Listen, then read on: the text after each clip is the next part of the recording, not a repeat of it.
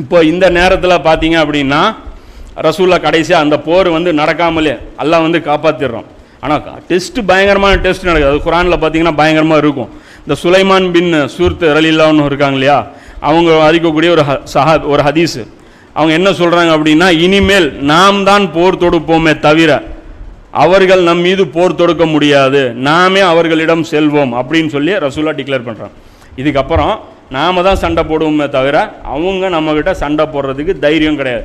குறைஷிகள் இதுக்கப்புறம் நம்மகிட்ட சண்டை போட வரமாட்டாங்க அப்படின்னு சொல்லி நபி ஸல்லல்லாஹு அலைஹி வஸல்லம் சொல்கிறாங்க. இந்த நேரத்திலேயே தான் ஒரு சில முக்கியமான சட்டத்திட்டமும் அல்லாஹ் வந்து இறக்குறான். என்ன அப்படின்னு பார்த்தீங்க அப்படின்னா, இந்த தொழுகை இருக்கு இல்லையா, கலா தொழுகை, இந்த ஒரு இதுவும் வந்து அப்போ தான் நடக்குது.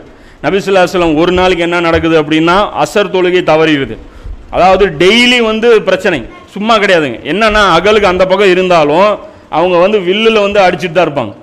அப்போ அந்த தாக்குதல் வந்து டெய்லி நடந்துட்டு தான் இருக்கும். அப்போ அதை தடுக்கணும், அதை டிஃபென்ஸ் பண்ணணும், இவங்க அட்டாக் பண்ணணும். அதாவது அகலில் இறங்குறதுக்கு ஆளுங்க ட்ரை பண்ணுவாங்க. ஒரு 2 பேர், ஒரு 10 பேர் 20 பேர் கேங்காக சேர்த்து ஒரு 10 இடத்துல இறங்குறதுக்கு ட்ரை பண்ணாங்கன்னா ஒரு 2 இடத்துல சக்ஸஸ் ஆனால் கூட பிரச்சனை தானே. அதுக்கப்புறம் ஒருத்தன் வந்து எதையோன்னு போட்டு மூடி ரெடி பண்ணானா வழி கிடச்சிரும். அப்போ இதுக்காக பார்த்தோன்னா இந்த அகலை நோண்டிட்டு ஜாலியாக உட்கார்றதெல்லாம் இல்லை, காவலுக்கு நிற்கணும். அப்போ அந்த அகலை வந்து டிஃபெண்ட் பண்ணுறதுக்காக தொழுகை வந்து தவற விடுறாங்க. நபி ஸல்லல்லாஹு அலைஹி வஸல்லம் தவற விடுறாங்க, உமர்லியானும் தவற விடுறாங்க, இன்னொரு ஹதீஸில் பார்த்தீங்கன்னா அலிலியானும் தவற விடுறாங்க. இந்த ஹதீஸ்கள்லாம் பார்த்தீங்க அப்படின்னா புகாரி முஸ்லீமில் நிறைய ஹதீஸ் இருக்குது. ஃபுல் டீட்டெயில் நிறைய டீட்டெயிலோடு வர்றது பார்த்தீங்கன்னா அஹமதில் 11216 ஹதீஸில் வருது. அதில் வந்து லுஹர், அசர், மகரிபு 3ஐயும் சேர்த்து தொழுகிறாங்க. இதிலிருந்து 2 விதமாக சட்டம் சொல்கிறாங்க. ஒன்று, இந்த அச்ச நேர தொழுகை இருக்கு இல்லையா, இந்த 1 ரக்காத் தொழுகை, அது வந்து அருளப்படாததுக்கு முன்னாடி நடந்த சம்பவம் இருந்தாலும் இந்த ஒரு ஆப்ஷன் வந்து இன்றைக்கும் கண்டினியூ ஆகிட்டு தான் இருக்குது சில எமர்ஜென்சி கேசஸில். உதாரணத்துக்கு எப்படி அப்படின்னா, இந்த ஒரு 10 மணி நேரம் ஆப்ரேஷன் நடக்குதுன்னு வைங்க.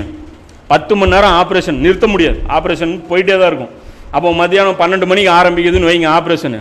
அப்போ ஒரு சர்ஜன், அவன் டாக்டரு, அப்போ அவனுக்கு வந்து லுஹரும் போகும், அசரும் போகும். அப்போ இந்த நேரத்தில் தொழுகையை தான் விடணும். தொழுகையை விட்டுட்டு அவன் மகரிபில் வந்து அவனை எப்போ ஆப்ரேஷன் முடியுதோ முடிச்சுட்டு தான் அவன் வந்து தொழுகணும். அதே மாதிரி தீயணைப்பு வேலையில் ஈடுபடுறாங்க, நெருப்பு விட்டோம்னா பல உயிர்கள் போயிடும். அப்போ அந்த நேரத்தில் நெருப்பு பற்றிட்டு இருக்கும்போது தொழுவ முடியுமா? அந்த நேரத்தில் தொழுவ முடியாது. அப்போ அந்த நேரத்துலேயும் வந்து அதை பண்ணும். இதாவது இந்த எமர்ஜென்சி கேசஸில் மட்டும்தான். அதே மாதிரி ஆம்புலன்ஸ் டிரைவர் இருக்கான், உயிர் போயிட்டு இருக்குது உள்ள, அதை கொண்டு போய் ஒரு ஸ்பாட்லேருந்து இன்னொரு ஸ்பாட்டு போகணும். மத்தியானம் 4 மணிக்கு வண்டி எடுத்தான், 7 மணி 8 மணிக்கு போய் சேரும். அப்போ அசரும் போகும், மகரிப்பும் போகும். இந்த நேரத்திலலாம் தொழுகையெல்லாம் பார்த்துட்டு இருக்கக்கூடாது. அப்போ உயிர் காப்பாற்றுற சிச்சுவேஷன் வரும்போது தொழுகை வந்து அந்த நேரத்தில் வந்து ஹலாவாக தொழுகலாம் அப்படிங்கிறது பார்த்தீங்கன்னா இது ஒரு சிச்சுவேஷன்.